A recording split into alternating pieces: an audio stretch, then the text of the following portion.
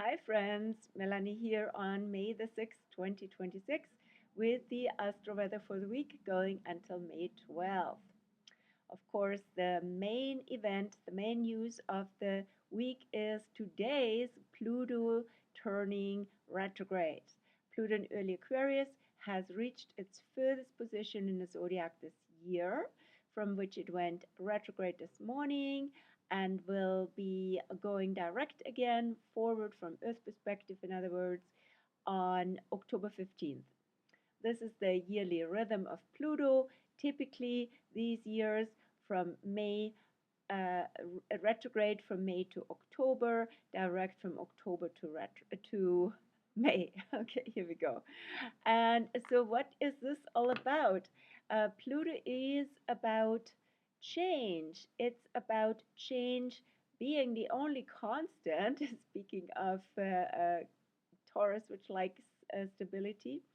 But the change that is always going on in society, in evolution, in our bodies, and the idea would be to be aligned with that from within, because the retro energy is all about going inwards and backwards. So, in other words, also finding the power to change, finding that not being afraid of change, right? For one, and being empowered to go with change and even embracing change, even initiating change, but from within, not from the outside in, but from the inside out. But maybe we also have to go backwards, right? Retrograde is an inward backward energy that retrograde planets show us. And so we need to go backwards. Maybe we need to go backwards in history. Maybe we need to go backwards in our own experience to trace where we might have lost track of what's really powerful, what is really soulful. All of this is Pluto, where energy comes from. Because if we give power away, we feel depleted, we feel disconnected. So, going with what's juicy, what's soulful, what's powerful, and finding that within, and also finding that power of being with people where there is compatibility, where there is making good choices in that regard. This is the Libra aspect of early Aquarius. Early Aquarius, the first 10 degrees. Pluto is now at 5 degrees. They have a Libra undertone. So it's also about choices in relation to society, groups, and all sorts of relationships, depending on where Pluto shows up in your chart. In other words, where early Aquarius is in your chart. So that's where it sort of comes out. And this has been a build-up. The Scorpio, the early central Scorpio, Taurus full moon, the Wesak moon of the Buddha on Beltane, May the 1st, was actually already preparing Pluto, catalyzing Pluto for this turnaround. I show you the chart once again to illustrate that. So here is the full moon chart. Oops, full moon, sun in Taurus, and moon in Scorpio, Hong Kong, and in wide, not exact, but just slightly out of orb, square with Pluto in Aquarius, both the sun and the moon, and the moon. So Pluto is right in the middle. In other words, it's the apex. It's a T-square, and Pluto also rules Scorpio, where the moon is. So that is definitely relevant. And also the fact that Pluto has been stationary, had been moving super slowly before going retro today, is a clear indicator. I mean, it's pretty obvious that this full moon had a lot to do with Pluto as well. What does that mean? Polarity came up, so we can look at that also in retrospect, just briefly retrospect, right, from the full moon period of which was culminating on the 1st of May, but building up since end of April, and now it's rolling out, right? So we can look at that in retrospect. What could have been that activation about? More honking. So the sun in Taurus, moon in Scorpio, both in fixed signs. So is Pluto in Aquarius.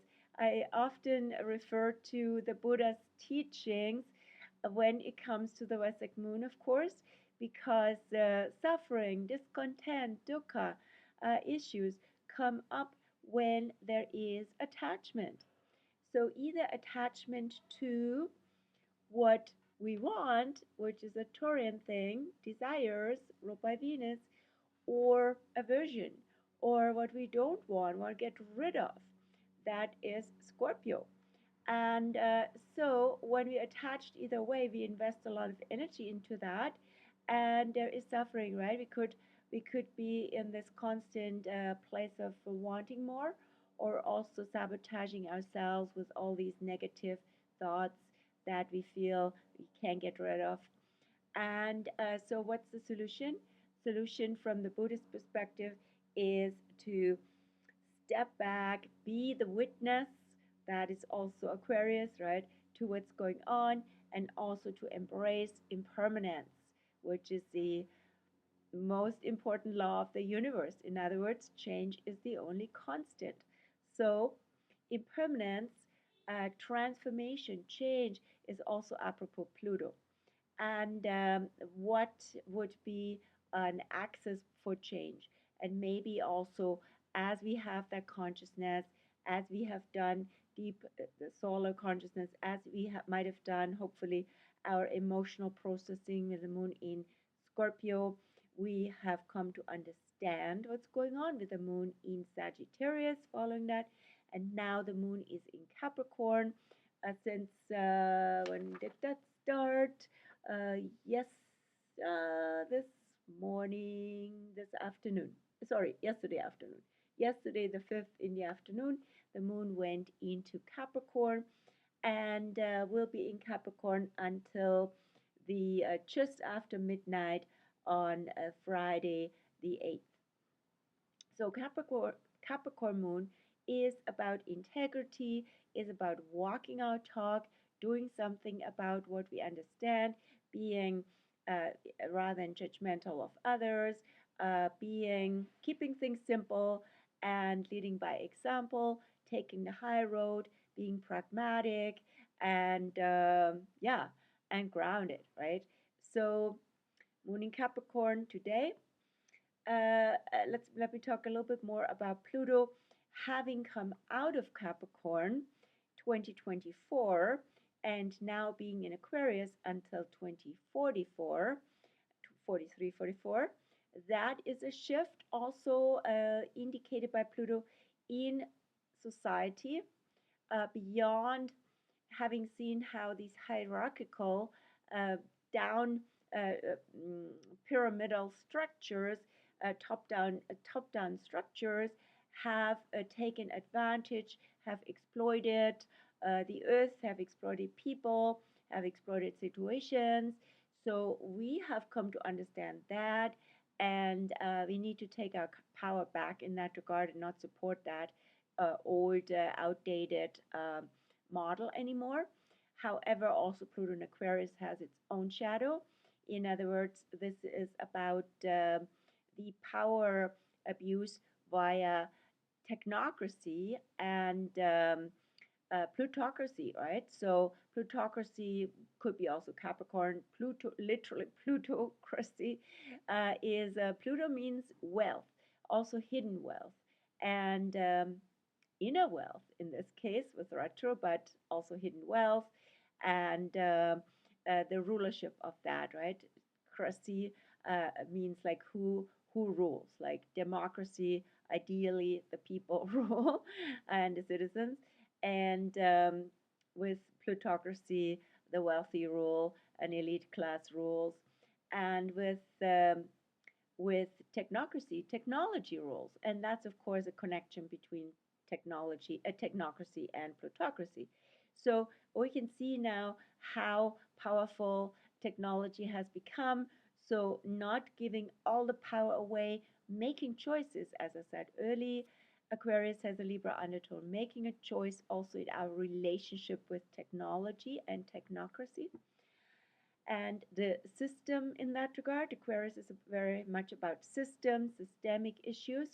And also, speaking of systemic issues can show up on all levels, right? So we are also an expression of a certain system, a certain society that we're in, and we could be individually an expression of historic systems and family systems, and this is typically like with Aquarius, it's holographic, right? So how we show up in one regard is also an expression of how we show up in others, right? How you do one thing, you do everything is the idea. And so to catch the essence, which is again apropos Pluto, of all that, and come back to uh, the core that is ripe to change, right? Is not going, um, is not being on autopilot, right? We need to go inward, backward, also retreat from situations, perhaps to be more in our power.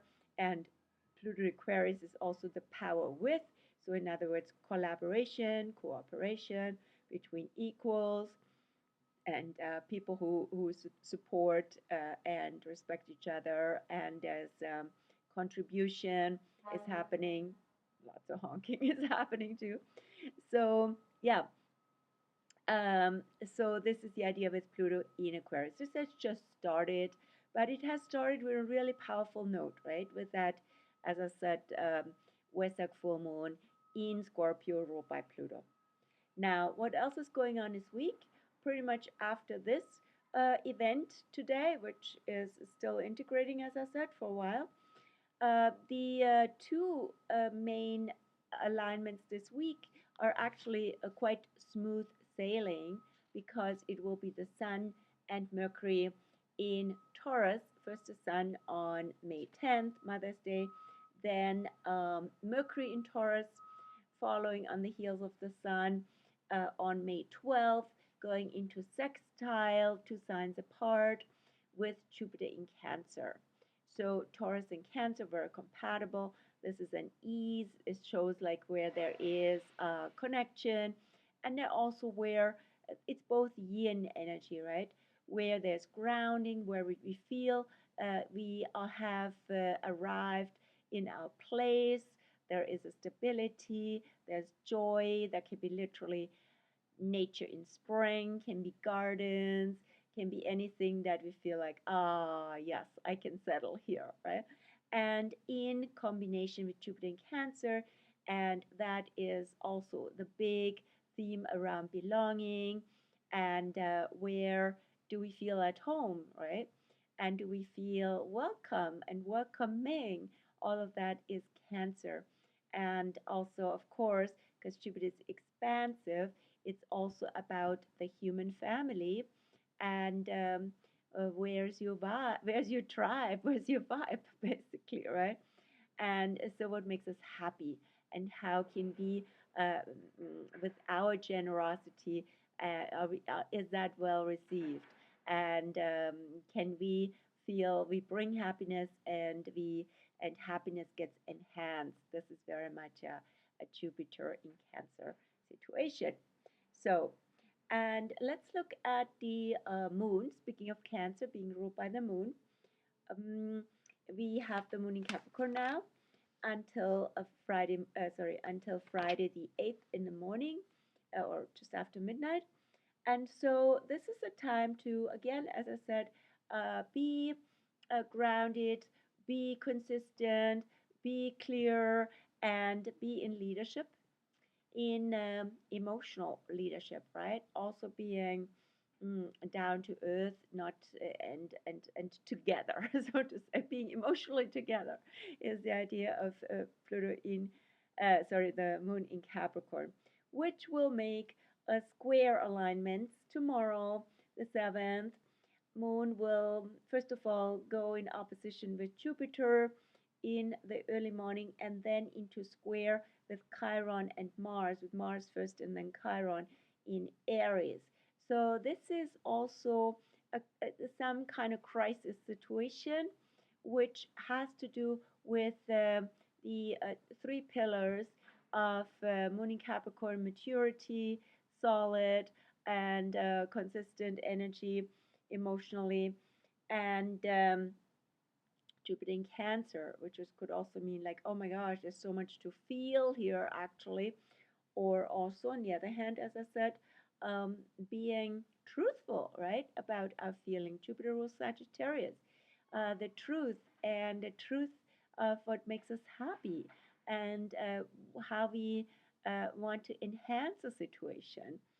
Then the Mars and Chiron in Aries, which is squared by the moon, can point to all this battling, all this conflict, including literally war in the world, that causes more wounds.